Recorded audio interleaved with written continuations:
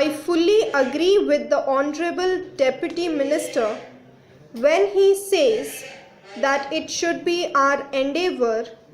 to see that there is much progress in the matter of electricity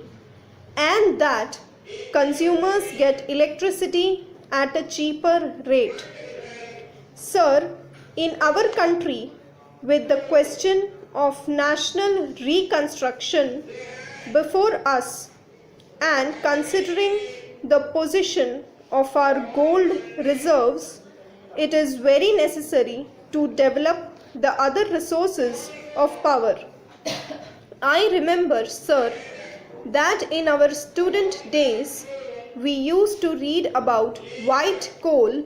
namely power generated from electricity. In India, there is an abundant scope for developing that white coal, and if that is developed, it can bring about a very extensive transformation in the whole structure of the industry,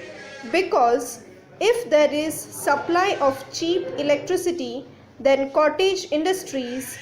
and a number of other industries can easily be developed, and the places which are still undeveloped industrially or where there are large potentialities of industrial development, but there are certain other difficulties due to lack of coal, etc., can be easily developed. So, sir, from the industrial development point of view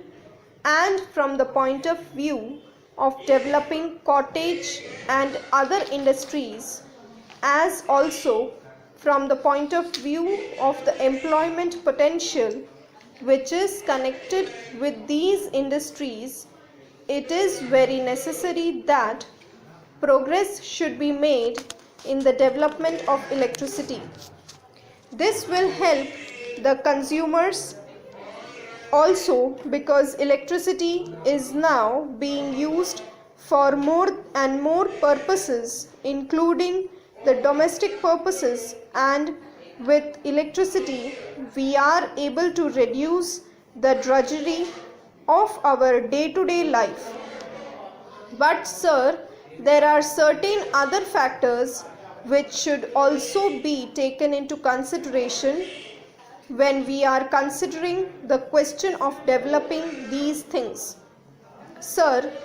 the Honorable Minister has referred to the 2 minutes of dissent submitted to the report of the Select Committee, and he has rightly said that the minutes of dissent represent two extremes. But in order to avoid these extremes, and in an effort